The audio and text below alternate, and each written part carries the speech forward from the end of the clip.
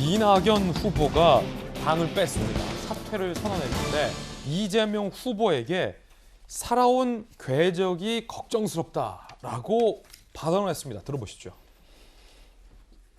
비교적 높은 지지를 받고 계시는 분들이 좀 불안합니다.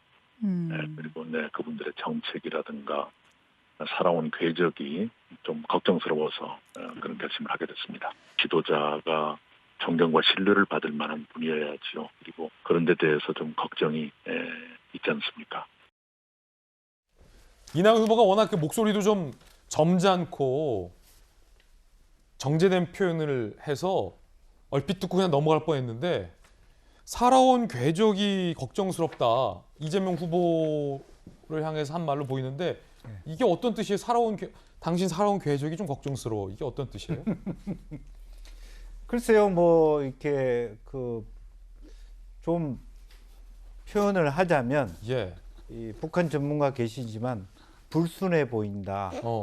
또 혹은 뭐 아주 뭐 혹시나 정권을 잡으면 그 아나무인이나 또 우리 정부에 대해서도 좀 뭐 배신할 수 있지 않느냐 이런 부분을 내포한 뭐라고 딱 두들려서 얘기하지 않지만 그런 의미를 담겨 놓은 비판이죠. 그렇기 때문에 내가 되지 않으면 내 지지자들은 아마 이재명 찍을 수 없을 것이다 이런 얘기를 하는 것이죠. 이제 그런 부분이 이제 여전히 제 안에 담겨 있는 부분인데 실제로 보면 뭐 어쨌든 모든 당원들이나 모든 유권자들이 지금 이재명 지사만큼 여러 가지 문제점에 대해서 잘 알고 있는 뭐 대명천지에 많은 사람들이 뭐 여러 가지 네거티브에도 시달렸고 다양한 이야기를 알 만큼 알고 있기 때문에 각자가 판단하는 시점에 왔다라고 보여집니다. 그렇기 때문에 조금 더 그런 어떤 상대방의 네거티브 아닌 듯 긴 듯한 그런 얘기보다는 조금 더 정책 승부를 더 하시는 그런 것이 저는 필요하다고 보여집니다. 자, 지금 속보 들어왔는데요. 공수처가 고발 사주 의혹과 관련해서 키맨으로 불리는 김웅 의원실에 대해서 지금 압수수색을 하고 있다라는 뉴스 속보가 들어왔습니다. 자, 다시 한번 말씀드리죠. 공수처가 김웅 의원실의 압수수색을 단행했다라는 소식 뉴스 속보로 지금 전해드리겠습니다. 9시 25분에 공수처 수사관들이 도착한 걸로 현재 전해지고 있고요. 영장을 9시 29분에 제시한 걸로 보입니다.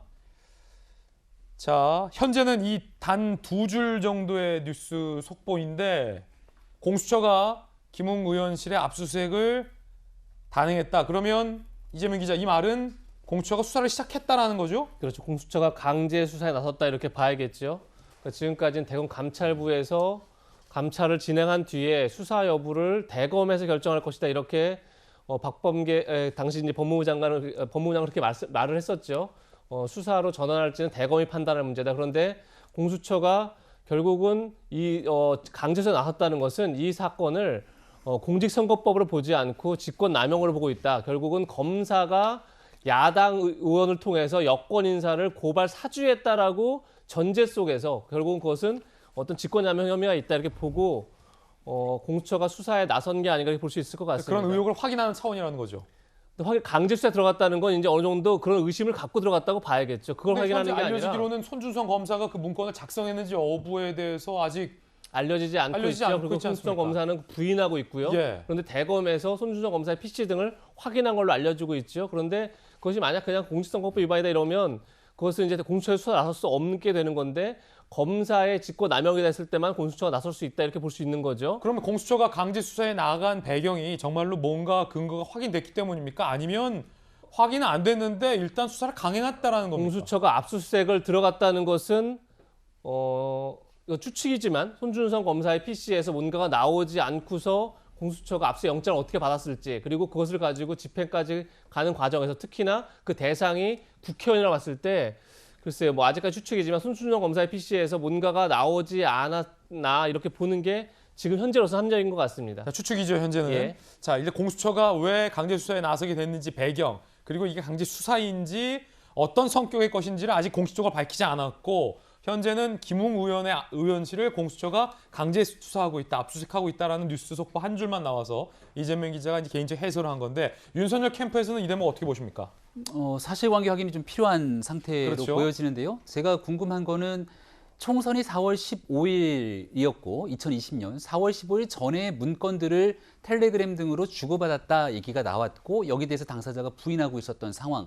그 외적으로 어떤 내용들도 나왔던 게 없는데 지금 현재 국회의원실을 압수수색해서 어떤 내용을 확보하려고 한 것인가. 이게 저는 궁금합니다. 지금 이 마당에 예. 의원실을 압수수색해서 뭘 확보하겠느냐? 왜냐하면 국회의원이 되기 전에 후보자 신분 때 텔레그램으로 주고받던 메시지가 있지만 이 내용들을 가지고 뭔가 제보를 한 것 아니겠습니까? 누군가는. 하지만 손 검사는 부인하고 김웅 의원은 그때 있었던 자료가 남아있지 않다고 얘기를 합니다. 근데 국회의원은 그 뒤에 이제 국회의원으로 당선되고 나서 한 6월 정도에 국회의원 방으로 들어가게 될 텐데 여기서 과연 공수처가 무엇을 확인하기 위함인지를 좀 지켜봐야 될 것 같고요. 그럼 뭔가 공수처가 의도가 있는 수사다라는 말씀이세요? 이 부분을 분명하게 확인이 추가적으로 나오지 않게 되면 사실상 공수처가 국회의원 압수수색에 나서고 나서 제대로 문건을 확보하지 못하는 상태 보여주기 수사에 나섰던 전례들도 상당히 있기 때문에 과거의 검찰의 사례에서 이 부분에 대한 내용들을 좀 일단 면밀히 지켜봐야 될 것 같습니다. 자, 현재 우리 저 취재 기자의 전화에 따르면은 강제 수사 맞습니다. 압수수색 맞는 걸로 확인되고 있어요. 그러니까 공수처가 압수수색했다면 지금 조금 전 김병민 대변인 얘기한 것처럼 4월 15일 전에 그럼 다시 얘기해서 김웅 의원이 아니었을 때입니다. 그러니까 의원실에 당시에 뭐 고발장이라든지 당시 내용이 남아있지 않는데 공수처가 집중한 건 이거겠죠. 지금 이 사건이 불거진 이후에 과연 김웅 의원이 누군가와 주고받았던 것, 혹시 김웅 의원이 의원실 내부에서 이 사건을 정리하는 과정 속에서 뭐 나눈 대화들 내지는 거기서 어떤 얘기들이 있었는지, 그러니까 쉽게 해서 2일 날 뉴스버스가 첫 보도를 했죠. 그 이후에 김웅 의원이 어떻게 대응했는지를 아마 보고 그 문건, 그거에 관련된 내용들을 찾는데 공수처가 집중하지 않을까 싶습니다. 자, 그렇다면은 공수처가 지금 입장을 밝혀야 될 것 같아요. 왜 어떤 걸 근거로 강제 수사에 돌입하게 됐는지 아니면 대검에서 나온 게 아무것도 없는데 공수처가 의혹만 갖고 강제 수사를 한 건지 이에 따라 논란이 전혀 다를 것 같은데 김용주 의원님은 어떻게 보세요?